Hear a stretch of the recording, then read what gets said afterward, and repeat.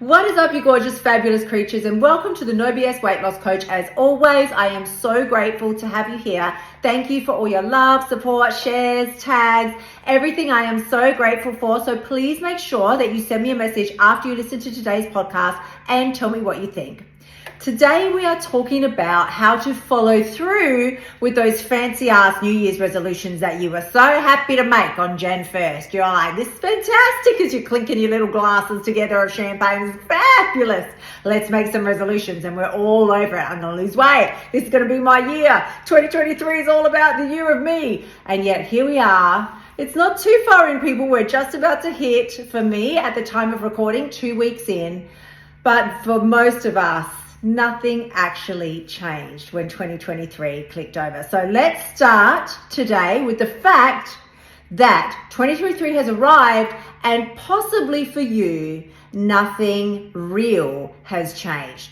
Here's one of my biggest factors why I think that is so apparent in our lives. It's because the new year, new me BS just, like I often say, it just fucks with your mind and it makes you think that something magical is going to happen on January 1st. We think something magical is going to happen and Pixie's going to dance around my head. Harry Potter's going to come and ding me on the head and Dumbledore will visit me in the middle of the night and I will feel different and thereby start acting differently on January 1st. Well, as we all know, honey, that is not a thing. I prefer a completely different narrative, just a little spin on the old one. New year, same me, but better. You are evolving past the old versions of you. So as you know, this time of year in particular is a prime time for the weight loss industry. Honey, everybody's got their little fists out and they're grabbing for your money. I said you can see it everywhere, from television commercials to social media ads, to every single coach in the weight loss industry that I've seen is like, come on, honey, you need to work with me. And what I truly think about this is that it's not that it's bad by any means. Like, you know, like everybody should have the ability to hock their wares if that's what they want to do. Of course, it's a free country. You do you. And also get yourself savvy and educated as to what is going to work for you this time. In order for you to become a more robust player in 2023, you need to start by analyzing your previous downfalls last year and perhaps in the years prior. Was it a time issue that was holding you back from achieving the goals that you said you were going to achieve? Was it a procrastination issue? Was it purely a shit happens issue? What was it that stopped you from achieving the weight loss or starting a new career or, I don't know, leaving the bad relationship? What was it that actually was holding you back? Because until you take full ownership and responsibility for that, you will not be free to move forward without some ridiculous sort of mud on your glasses that won't let you see properly. So start by asking yourself, what can you learn from it, from the past, from the previous ways that you manipulated your story to hold yourself back, and how can you use that to change your results this year? Because quite frankly, you can make excuses all day long, but you will never change fully unless you take full ownership of why you haven't taken action up to this point.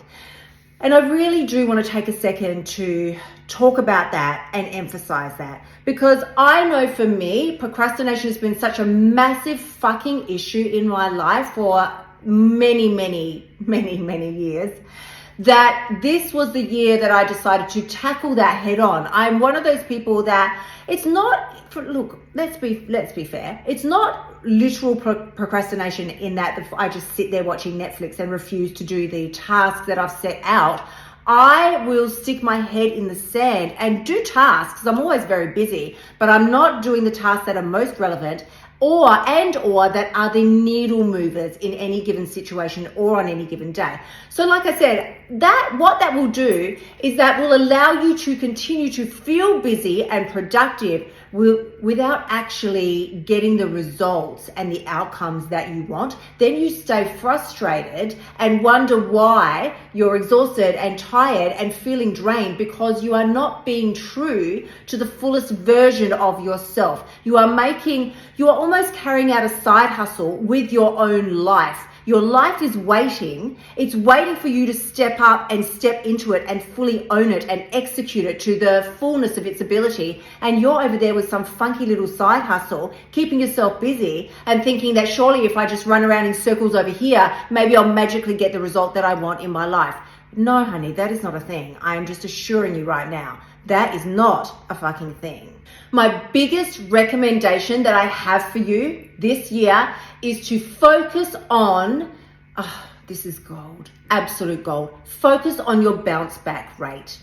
No longer do I want you to focus on or even fucking care about got to get my eating right, got to get it perfect. If I mess up one time, then I've screwed up my weight loss and it's over. Especially when it comes to emotional eating and you're having a bad day or you've had a stressful day, or everybody's worn you out and now you're exhausted, you find yourself eating emotionally.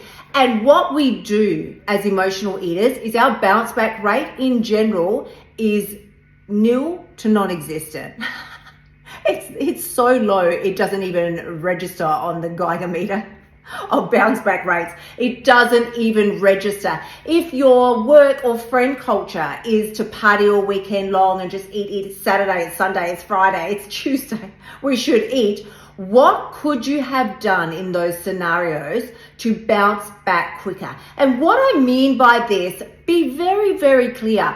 I am not talking about you disengaging from the pleasurable activities in your life just purely to achieve your goal. That's what diets have you do. A diet will have you completely disengage from social circles, parties, events, social gatherings, having a coffee with a mate. Like none of that stuff basically is allowed because it will fuck up your set program and will mess up your results. So in order to follow a diet correctly, you must really release yourself from any form of enjoyment or engagement in your life whilst you focus on carrying out this diet.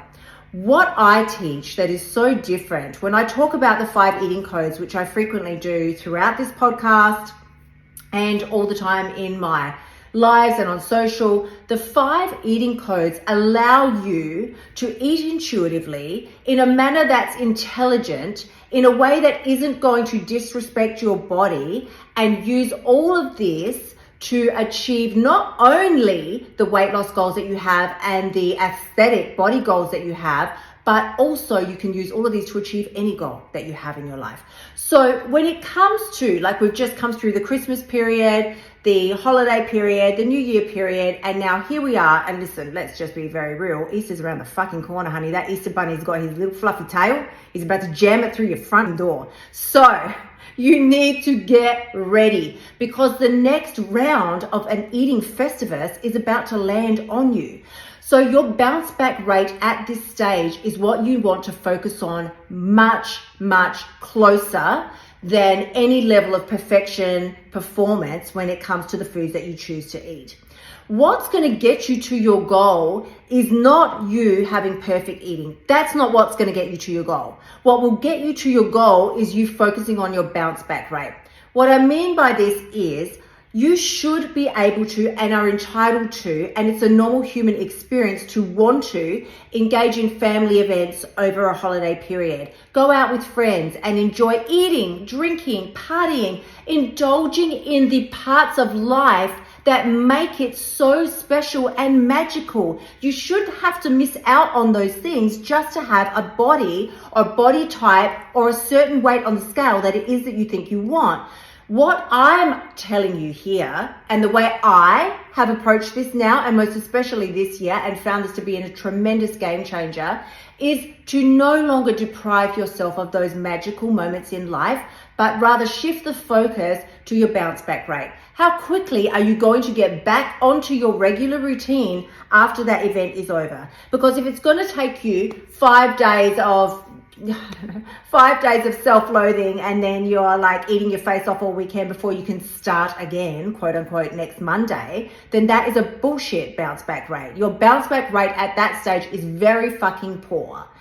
If you have the occasion and you're out with your friends and you're dancing and you're partying, you're having a wonderful night, and then the next day you are straight back up with the alarm. You're not sleeping in half the day. No, you are back up with the alarm and back onto the regular culture of your daily routine. You've got your morning routine nailed down. You're taking your walks. You're drinking your water. You're giving yourself extra hydration because, you're probably feeling a little seedy from the night before. Your stomach might be like a little brothel at this point, but that's okay. All of that is fine. Your bounce back rate is in full swing at this point.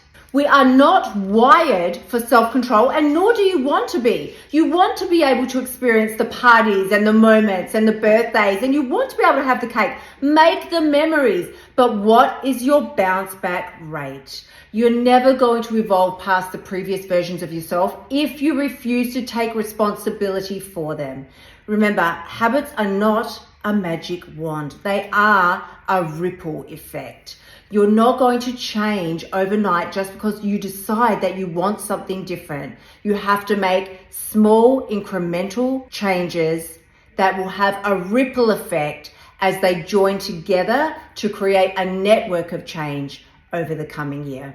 As always, thank you so much for joining me today. It's been an amazing episode. I'm really pumped to be here with you in 2023. I wish you all the best and all the love. And if you want to know exactly what I did to lose 20 kilos plus more, please head on over to kyliepax.com/free course. Link is in the show notes below. And I will see you all again next week. Until then, my gorgeous ones, bye for now. Thank you so much for tuning in. Remember to shimmy your butt over to kyliepax.com/free course and sign up for my free weight loss training so you can start losing your weight now.